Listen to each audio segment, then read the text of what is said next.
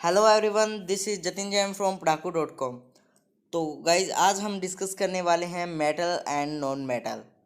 तो सबसे पहले हम बात करते हैं धातु किसे कहते हैं, अधातु किसे कहते हैं।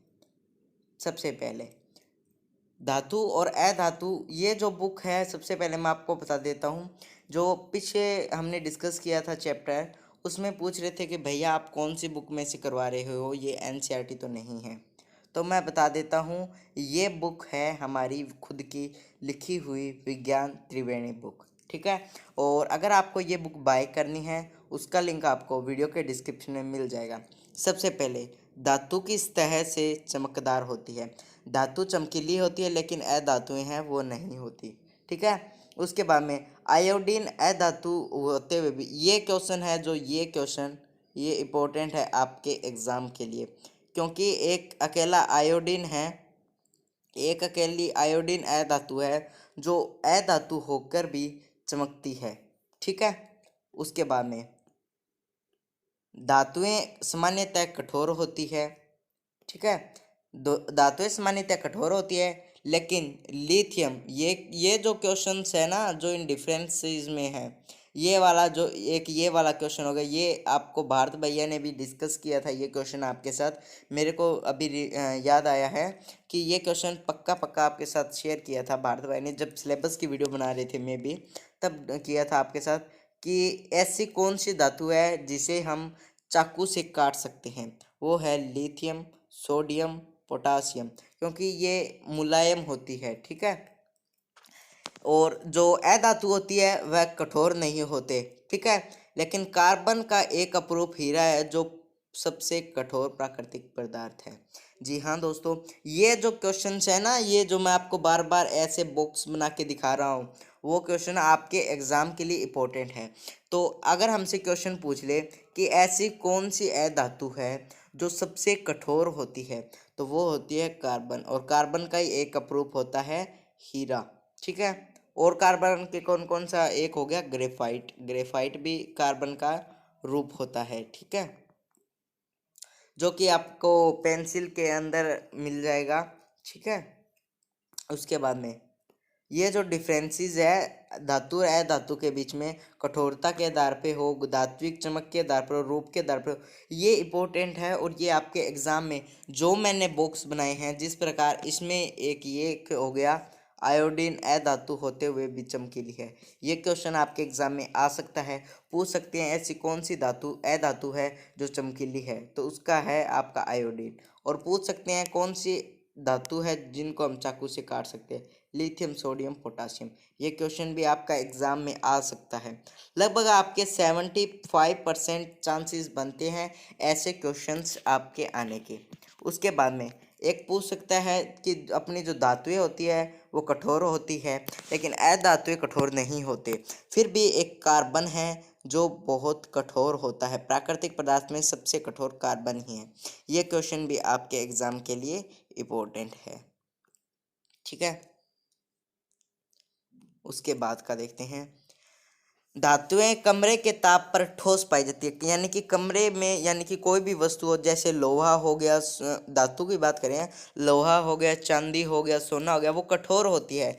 लेकिन एक जो मरकरी होती है, पारा होता है, वो द्रव के रूप में पाया जाता है। ये क्वेश्चन भी आपके एग्जाम पॉइंट ऑफ व्यू के लिए इम्पोर्टेंट है, ठीक है। चाहे सुपर 100 एग्ज़ाम हो या फिर कोई भी आपका कंपटीशन एग्ज़ाम की प्रिपरेशन कर रहे हो, या फिर आप एनसीईआरटी को रिवाइज कर रहे हो, तो ये बुक आपके लिए बहुत इंपॉर्टेंट है। लेकिन फ़िलहाल तो हम लेके चल रहे हैं, आप सभी को पता होगा, सुपर 100, ठीक है। सुपर 100, तो बहुत से बच्चों को पता नहीं सुपर 100 क्या होता है। सुपर 100 एक गवर्नमेंट के द्वारा ऑर्गेनाइज करवाई गई स्कीम है, जिसके ज़रिए हम आईआईटी, नीट, जेई की जो कोचिंग है वो बिल्कुल आपको फ्री उपलब्ध हो सकती है, ठीक है।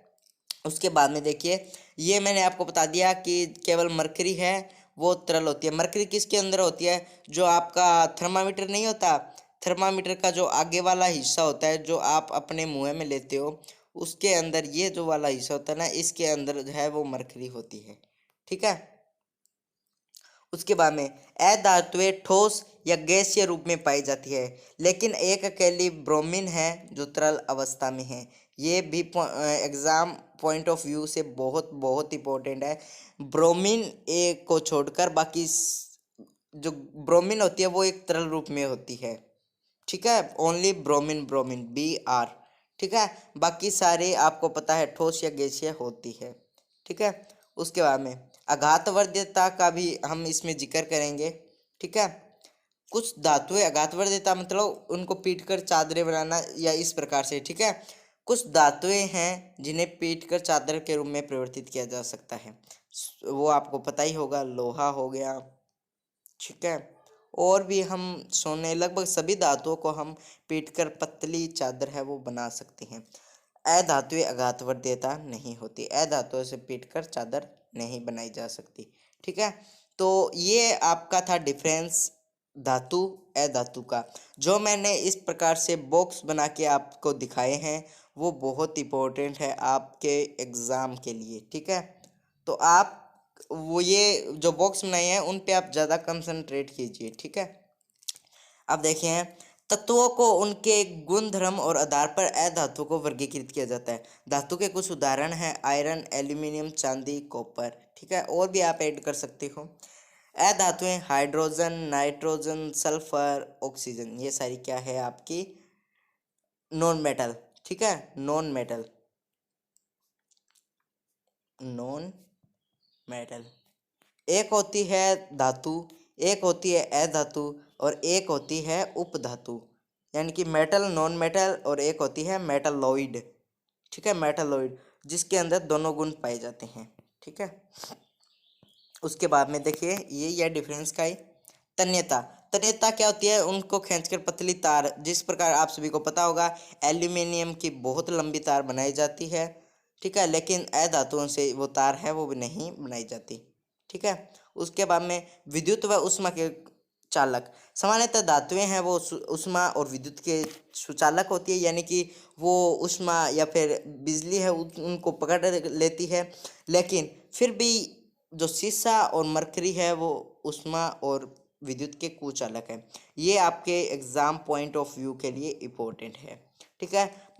एक शीशा और मरकरी, शीशा यानी कि Pb जिसे हम कहते हैं लेड, ठीक है। लेड और मरकरी या फिर पारा जिसे हम जो है विद्युत के वह ऊष्मा की सुचालक नहीं है। सामान्यतः अधातुएं ऊष्मा की कुचालक होती है, लेकिन आप सभी को ये पता होना चाहिए कि जो ग्रेफाइट है वह ऊष्मा का सुचालक है। ग्रेफाइट आपको मैंने बताया था किससे बनता है, कार्बन, कार्बन का एक अपरूप है ये ग्रेफाइट, ठीक है। उसके बाद में घनत्व, सामान्यतः अधिक घनत्व व उच्च गलनांक सोडियम एवं पोटाश, अच्छा, सामान्यतः अधिक घनत्व और उच्च गलनांक होता है धातुओं का, लेकिन जो सोडियम व पोटाशियम है उनका कम घनत्व और कम गलनांक होता है। ये भी आपके एग्जाम पॉइंट ऑफ व्यू के लिए इम्पोर्टेंट है, ठीक है। जो सोडियम और पोटाशियम होता है वह कम घनत्व और कम गलनांक, यानी कि जल्दी ही वो पिघल जाती है, ठीक है। उसके बाद में अधातुएं जो अधातु होती है उनका घनत्व व गलनांक दोनों कम होते हैं, ठीक है। उसके बाद में ध्वनिक, ध्वनिक क्या होता है, धातुएं जब कोई चीज से टकराती है तो एक आवाज पैदा करती है। जिस प्रकार लोहा लोहे से टकराता है तो एक आपको आवाज सुनाई देती होगी टन टन, या फिर कुछ तरह की आवाज छोड़ती है, लेकिन अधातुएं हैं वो बिल्कुल ऐसा नहीं करती, ठीक है। उसके बाद में ऑक्साइड, ऑक्साइड अधिकतर धातुएं क्षारीय ऑक्साइड बनाती है, जैसे MgO, ठीक है। ये धातु का है, ये भी क्वेश्चन आपके एग्जाम के लिए इम्पोर्टेंट है। उसके बाद में अधातुएं अम्लीय ऑक्साइड बनाती है, जैसे SO2, ठीक है। उसके बाद में देखिए धातुएं के रासायनिक गुण धर्म, वायु के साथ अभिक्रिया, यस, जो धातुएं होती है वो ऑक्सीजन के साथ अभिक्रिया करके ऑक्साइड बनाती है। जैसे ये कॉपर है, कॉपर ऑक्सीजन के साथ है वो रिएक्शन करेगा और ये कॉपर ऑक्साइड बना लेगा, ठीक है। और इसका रंग कैसा होगा, काला रंग होगा, ठीक है। ये भी आसान है, धातु plus oxygen is equal to धातु ऑक्साइड। जिस प्रकार एग्जाम्पल है, ये एग्जाम्पल रहा, ये एग्जाम्पल ये रहा। और ये आप पूछ रहे होंगे ये आगे 2 किस तरह, ये 4 किस तरह, ये 2 किस तरह। ये हमें जो अपनी इक्वेशन है उसको है ना बैलेंस, आप सभी ने सुना होगा बैलेंस, या फिर हिंदी में कहते हैं उसको संतुलन। जो अभिक्रिया उसको संतुलित करने के लिए हम इसका प्रयोग करते हैं आगे। ठीक है, सारी की मतलब जो मात्रा है वो बिल्कुल एग्जैक्ट होनी चाहिए। धातुएं ऑक्सीजन के साथ अलग तरह से अभिक्रिया दिखाती है। ऑक्सीजन, नाइट्रोजन और पोटासियम वायु में आकस्मिक आग पकड़ लेते हैं। आप सभी को पता होगा कि जो सोडियम है, पोटासियम है, उन सभी को केरोसिन के तेल में रखा जाता है, क्योंकि ये जल्दी ही ऑक्सीजन के साथ अभिक्रिया कर लेते हैं। ठीक है, ये देखो ये लिखा हुआ केरोसिन के, ये आपके 10th में इसी मतलब कि आपके 10th की बुक के एनसीईआरटी बुक के अंदर एक क्वेश्चन था, बहुत इंपॉर्टेंट था, वो आपके एग्जाम में आता था कि सोडियम और पोटासियम को केरोसिन तेल में क्यों रखा जाता है। ठीक है, इस प्रकार का क्वेश्चन था जो आपके एग्जाम में आते ही आता था। मैग्नीशियम, एल्यूमिनियम, जिंक, लेड वायु के साथ धीरे धीरे अभिक्रिया करते हैं। इन धातुओं पर ऑक्साइड की परत है वो चढ़ जाती है। जो आप सभी को पता होगा, मैग्नीशियम रिबन को यूज करने से पहले उसको साफ करना होता है।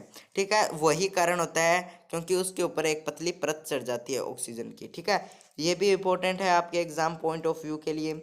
आयरन वायु में गर्म करने के बाद प्रज्वलित नहीं होता, ज्वाला में लोहा चूर्ण डालने पे वह तेजी से जलने लगता है। ठीक है, ये तो पता ही होगा सभी को। कॉपर भी प्रज्वलित यानी कि कॉपर भी नहीं जलता, लेकिन उस पर काले रंग के कॉपर उसके ऊपर ऑक्सीजन की यानी कि वह उसे क्या बोलते हैं, जंग आने लग जाती है। ठीक है, रोस्टिंग। उसके बाद में एजी यानी कि चांदी है, जो चांदी और सोना ऑक्सीजन के साथ अभिक्रिया है वो नहीं करते। ठीक है, उभयधर्मी ऑक्साइड, उभयधर्मी, हाँ, उभयधर्मी ऑक्साइड वे ऑक्साइड होते हैं जो अम्ल व क्षार दोनों से अभिक्रिया करते हैं, लवण और जल उत्पन्न करते हैं। यानी कि उभयधर्मी वो होते हैं जो अम्ल और क्षार दोनों के साथ अभिक्रिया कर देते हैं और लवण और जल, ठीक है, उत्पन्न करते हैं। यानी कि ये जो रिएक्शन है वो न्यूट्रल रिएक्शन है, यानी कि उदासीन प्रक्रिया है ये सारी। ठीक है, जिस प्रकार एग्जाम्पल दिया हुआ है Al2O3 यानी कि aluminium oxide plus HCl hydrochloric अम्ल। ठीक है, उसके बाद में AlCl3 एल्यूमिनियम क्लोराइड और आपका जल है वो बच जाता है। ठीक है, ये रिएक्शन है आपकी सोडियम एल्यूमिनेट। ये देखो यहाँ पे ये Al2O3 with NaOH sodium hydroxide के साथ जब रिएक्शन कराएंगे तब क्या बनेगा, सोडियम है वो रिएक्शन, ये जो सोडियम है वो अपना रिएक्शन कर लेगा इसके साथ। ठीक है, इसके साथ रिएक्शन करके ये इसके साथ अटैच हो जाए, तब हमें क्या मिलेगा, ये मिलेगा NaAlO2 जिसका नाम है सोडियम एल्यूमिनेट, और साथ में हमारा वाटर। ठीक है, जल के साथ अभिक्रिया नंबर 2 आ गया, धातु प्लस जल इज इक्वल टू धातु प्लस हाइड्रोजन। जल के साथ अभिक्रिया क्या होती है, जब धातु को जल से अभिक्रिया कराते हैं तब एक तो धातु का ऑक्साइड बनेगा और साथ में हाइड्रोजन जो गैस है वो रिलीज होगी। उसके बाद में धातु ऑक्साइड की जब हम जल के साथ कराएंगे तब धातु हाइड्रोक्साइड बनेगा। ठीक है, हाँ, ठंडे जल के साथ अभिक्रिया है वो कौन कौन सी, ये देखो, ठंडे जल के साथ अभिक्रिया सोडियम पोटासियम कैल्शियम केवल भाप के साथ ये, और गर्म जल के साथ मैग्नीशियम, जल के साथ लेड कॉपर और सोना चांदी। ठीक है, और आपका बच गया 2 मिनट, आपका बच गया कैल्शियम मैग्नीशियम जल के साथ अभिक्रिया। कैल्शियम मैग्नीशियम जल के साथ अभिक्रिया करने पर तैरने लगते हैं क्योंकि हाइड्रोजन गैस के बुलबुले बन जाते हैं। तो 2 मिनट रुको, आप है ना इस चीज़ का ना ये स्क्रीनशॉट ले सकते हो क्योंकि ये आपके एग्ज़ाम पॉइंट ऑफ व्यू के लिए बहुत इम्पोर्टेंट है। तो आप इसका स्क्रीनशॉट ले सकते हो अगर आप लेना चाहो तो। ठीक है, ले लिया होगा स्क्रीनशॉट आप सभी ने। जो धातु होती है उनमें ठंडे जल के साथ कौन कौन सी रिएक्शन करती है वो देखिए, बता दिया मैंने आपको। ठंडे जल के साथ है आपकी सोडियम पोटासियम कैल्शियम, भाप के साथ एल्यूमिनियम आयरन जिंक, और गर्म जल के साथ मैग्नीशियम, और जल के साथ कोई भी अभिक्रिया नहीं वो होती है, यानी कि न्यूट्रल, यानी कि लेड हो गया अपना, एक कॉपर हो गया, और साथ में वो सोना और चांदी। ठीक है, उसके बाद में ये उस रिएक्शन का भी एग्जाम्पल है जो हमने अभी की थी, जल के साथ अभिक्रिया की। जब हम सोडियम की जल के साथ रिएक्शन करेंगे तो इसके साथ ये अटैच हो जाएगा, तब ये NaOH यानी कि ऑक्साइड बना देगा, सोडियम हाइड्रोक्साइड बन गया। ठीक है, NaOH बन गया ये इसके साथ, और साथ में अपनी हाइड्रोजन गैस है वो रिलीज हो जाएगी। ठीक है, और एक उसके बाद में देखते हैं धातुओं की तनु अम्ल, धातुओं की तनु अम्ल के साथ अभिक्रिया। ठीक है, धातु प्लस तनु अम्ल प्लस वो क्या रिलीज करेगा, लवण प्लस हाइड्रोजन गैस। ठीक है, जिस प्रकार आयरन प्लस HCl हाइड्रोक्लोरिक अम्ल, और ये इसके साथ रिएक्शन कर लेगा, ये फिर रिलीज करेगा FeCl2 यानी कि आयरन क्लोराइड और साथ में हाइड्रोजन गैस। ठीक है, लेकिन और कॉपर और चांदी और पारा ये तनु अम्ल के साथ अभिक्रिया है वह नहीं करते। ठीक है, धातुओं की अन्य धातुओं लवणों के साथ अभिक्रिया। जब धातु की हम लवण विलयन के साथ रिएक्शन करवाएंगे तब लवण विलयन और धातु है वो हमारे साथ पास बचेगा। ठीक है, और हमसे पूछ रहे अधिक अभिक्रियाशील और वो धातु कौन कौन सी, ये क्वेश्चन आपके एग्जाम में आते थे, तो वो देखिए सीरीज कौन कौन सी है। सबसे पहले पोटाशियम, पोटाशियम है वो अधिक अभिक्रियाशील है। उसके बाद में sodium, calcium, magnesium, aluminium, zinc, iron, lead. ठीक है, ये जो आपकी सारणी है वो आप याद कर सकते हो। आपसे एग्जाम में पूछ सकते हैं कि सबसे अधिक अभिक्रियाशील धातु कौन सी है, तो वो कौन सी होगी आपकी पोटाशियम। ठीक है, उसके बाद सबसे कम पूछे तो आपके पास क्या, यहाँ पे ये Ag है, Ag। ठीक है, सबसे कम पूछेंगे तो आपके पास Au। ठीक है, यानी कि सोना। उसके बाद धातुओं की अधातुओं के साथ अभिक्रिया।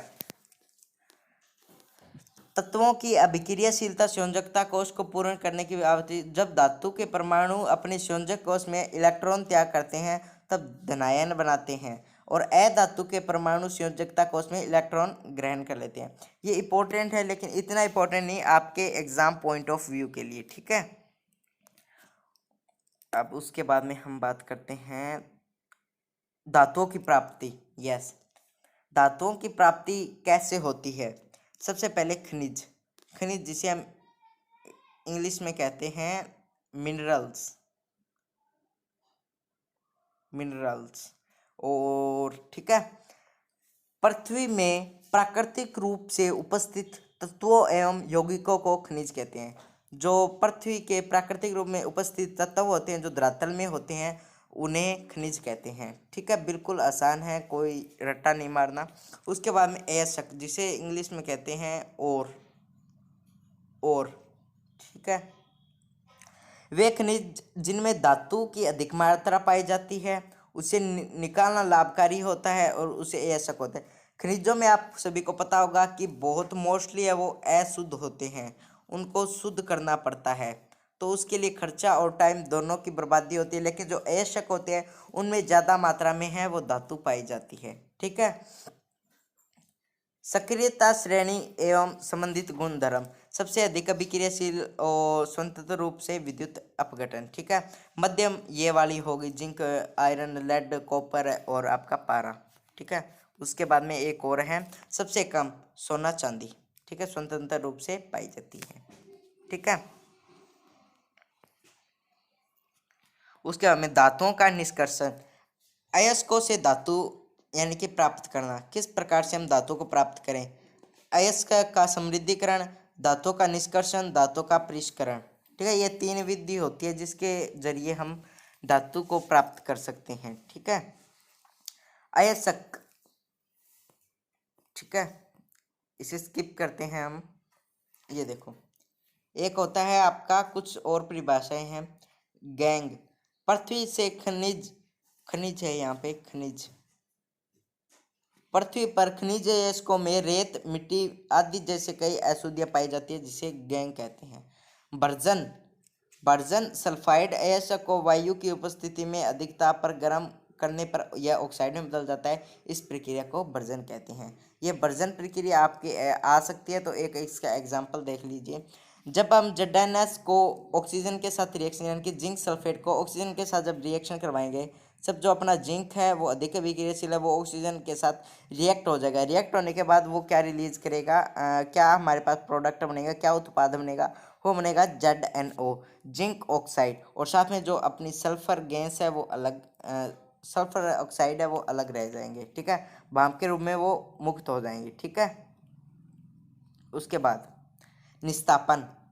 निस्तापन क्या होता है, ये भी आपके एग्जाम पॉइंट ऑफ व्यू के लिए इम्पोर्टेंट है, थोड़ा बहुत चैप्टर आपके लिए। ठीक है, निस्तापन का, निस्तापन क्या होता है, कार्बोनेट अयस्क में जो स्मिती वायु अधिक ताप पर गर्म करने पर यह ऑक्साइड में बदल जाता है। इस प्रक्रिया को, जब कोई भी कार्बोनेट अयस्क है उसको वायु में ताप करते हैं, यानी कि गर्म करते हैं, तो वह ऑक्साइड के रूप में बदल जाता है। ठीक है, जिस प्रकार ये देखिए हमारे पास एक एग्जांपल है। जब जिंक कार्बोनेट को हम हीट देंगे, यहाँ पे हीट लिख सकते हो आप, या फिर ऐसे लिख सकते हो, ये आप लगा के। ठीक है, जिंक कार्बोनेट को जब हीट करेंगे तो ZnO ये अलग अलग डिवाइड हो जाएगा, ZnO प्लस में CO2। ठीक है, यानी कि जिंक ऑक्साइड, एक ऑक्साइड अलग बन गया और एक कार्बन डाइऑक्साइड है वो आपकी रिलीज हो जाएगी, ऑक्साइड छोड़ देगा ये। ठीक है, अपचयन, अपचयन और उपचयन दो होते हैं। ठीक है, अपचयन ये तो आपने पढ़ा ही होगा पीछे की क्लास में। धातु ऑक्साइड के कार्बन, धातु ऑक्साइड से कार्बन जैसे अपचयक,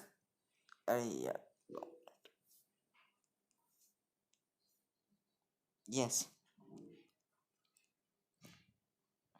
धातु ऑक्साइड से कार्बन जैसे अपचायक का उपयोग कर धातु की प्राप्ति की जा सकती है। यानी कि ऑक्सीजन का हार्स होगा इसमें, यानी कि इसमें ऑक्सीजन है, साथ में ये देखो एक O है, वो जब हम इस कार्बन के साथ रिएक्शन कराएंगे तो जिंक अलग और कार्बन जो अपनी मोनोऑक्साइड है वो अलग हो जाएगी, CO। ठीक है, इसमें अपचयन यानी कि ऑक्सीजन का ह्रास होगा और उपचयन में उस ऑक्सीजन को वो गेन करेगा। ठीक है,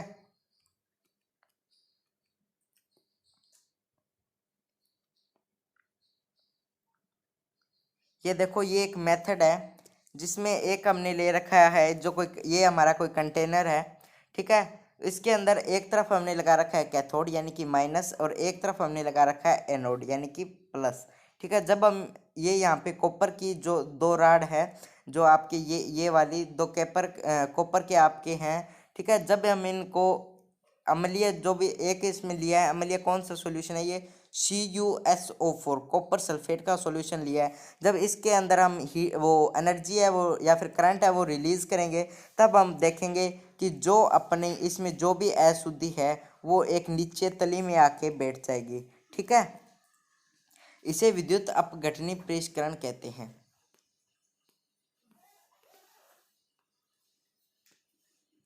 उसके बाद संक्षारण, संक्षारण क्या होता है, जब धातुएं अपने आसपास अम्ल आर्द्रता वायु के संपर्क आने में संक्षारित हो जाती है, यानी कि जंग लगना। ठीक है, इंग्लिश में कहते हैं इसको रोस्टिंग,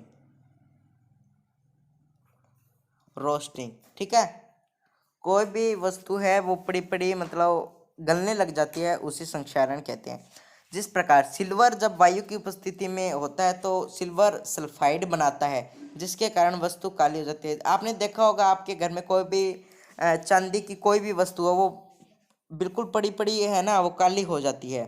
ठीक है, वो कारण क्या होता है, वो संक्षारित हो जाती है। कॉपर, कॉपर हरे रंग की हो जाती है संक्षारित होकर, कॉपर कार्बन ऑक्साइड के साथ अभिक्रिया करके हरे रंग की हो जाती है और कॉपर कार्बोनेट बनाती है। ठीक है, पूछ सकता है एग्जाम में, कॉपर किसके साथ अभिक्रिया करके, कार्बन डाइऑक्साइड के साथ अभिक्रिया करके किस रंग की हो जाती है और क्या उत्पाद बनाती है, कॉपर कार्बोनेट बनाती है। ठीक है, और लोहा आप सभी को पता ही होगा, लोहा आर्द्र वायु में भूरे रंग का परत चढ़ जाती है और लोहे को जंग लगने से हम बचा सकते हैं। ये तो आप सभी को पता होना चाहिए कि लोहे को, आप सभी लगभग विलेज से आप बिलोंग करते होंगे, आप सभी को पता होगा कि हम लोहे में अलग अलग प्रकार की विधियाँ अपनाकर उसको संक्षारित से बचाते हैं। जिस प्रकार पेंट करके, तेल लगाकर, ग्रीस लगाकर, यशद लेपन कर कर, क्रोमियम लेपन द्वारा एनोडीकरण या मिश्र धातु बनाकर। ठीक है, ये इतनी विधियां हैं जिसके द्वारा हम लोहे को जंग लगने से बचा सकते हैं। ठीक है, यशद लेपन क्या होता है? जब लोहे इस्पात को जंग से सुरक्षित रखने के लिए उन पर एक टिन जिंक की पतली परत चढ़ाई जाती है, उसे ही यशद लेपन हम कहते हैं। मिश्र धातु, मिश्र धातु पता है आपको, एक धातु से अधिक धातु जब मिलती है किसी धातु के साथ उसे मिश्र धातु कहते हैं। ठीक है, जिस प्रकार लोहा सूक्ष्म मात्रा में कार्बन मिश्रण के साथ लोहा कठोर और प्रबल हो जाता है। जब इस्पात स्टील कैसे बनता है? जब लोहा और निकल या फिर क्रोमियम दोनों जब एक साथ होंगे तब क्या बनेगा? स्टील, इस्पात बनेगा। ठीक है, पित्तल, पित्तल कैसे बनता है? जब कॉपर और जिंक, ये एग्जाम में आ सकते हैं आपके, आप इसका स्क्रीनशॉट ले सकते हो। आपसे पूछ सकता है कि कांसा किस किस के मिश्रण से बना है, सोल्जर किस किस के मिश्रण से बना है, lead tin, copper zinc, amalgam पूछ सकते हैं, मरकरी या फिर अन्य तत्व। ठीक है, ठीक है, 2 मिनट। ठीक है, तो गाइज यहाँ तक आपका जो आपका थर्ड लेसन था धातु एवं अधातु। ठीक है, आई होप आप सभी का वो बिल्कुल क्लियर हो गया है। अगर आप सभी को ये बुक चाहिए, ये हमारी खुद की बुक लिखी हुई है जिसका नाम है विज्ञान त्रिवेणी। ठीक है, अगर आपको ये बुक चाहिए उसका लिंक आपको वीडियो के डिस्क्रिप्शन में मिल जाएगा, ये आपको PDF फॉर्म में मिलेगी, आप वहाँ से परचेज कर सकते हो इस बुक को। ठीक है, और अगर फिर भी आपके कोई मेटल एंड नॉन मेटल में कोई भी आपका सिंगल डाउट रहता है तो आप मेरे को कमेंट बॉक्स में कमेंट कर सकते हो, हम उसका रिप्लाई ज़रूर देंगे। तो गाइज़ आप सभी से रिक्वेस्ट है, अगर आपको ये समझ आ गया हो तो वीडियो को लाइक, अगर चैनल पे नए हो तो चैनल को सब्सक्राइब कर दे। और गाइज साथ ही साथ हमारे वीडियो के डिस्क्रिप्शन में टेलीग्राम का लिंक मिल रहा होगा, आप उसे ज्वाइन कर सकते हो। आपके जो भी सुपर 100 के प्रीवियस ईयर क्वेश्चन पेपर है और भी इम्पोर्टेंट इन्फॉर्मेशन है वो सबसे पहले हम टेलीग्राम पे डालते हैं, तो आप उस ग्रुप को भी ज्वाइन कर सकते हो। तो गाइज आप सभी के सारे डाउट्स क्लियर हो गए चैप्टर नंबर 3 के अंदर। अगर गाइज फिर भी आपका कोई डाउट रह जाता है तो आप कमेंट बॉक्स में कमेंट कीजिए।